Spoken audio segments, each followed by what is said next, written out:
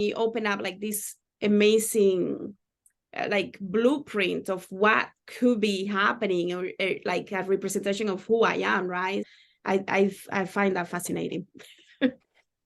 Yeah, I think one of the most beautiful things about astrology is how affirming it is. I like to say it's the universe's stamp of approval on you.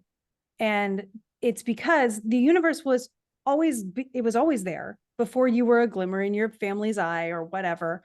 And it was always turning, and it's predictable, right? This is predictable motion that we're seeing because it's these planets that have been there and are going to continue to be there. Our ephemerides, which are lists of the planetary positions, can go back centuries, even millennia. We can go forward centuries and millennia. My current one is about, I think, a 100-year ephemeride, because I probably won't need longer than that, but hopefully someone will.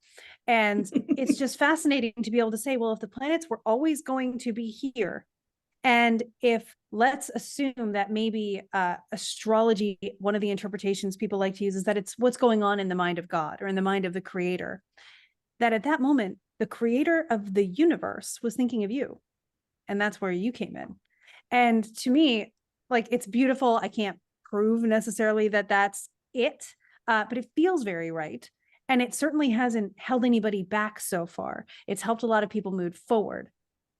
And there are other theories in astrology. We are not one mind in astrology. There's a lot of study, a lot of branches, a lot of discourse. And I don't want to say discourse in a way of like arguing, but in sort of analyzing and sharing and allowing each other to have different thoughts and to bridge those gaps.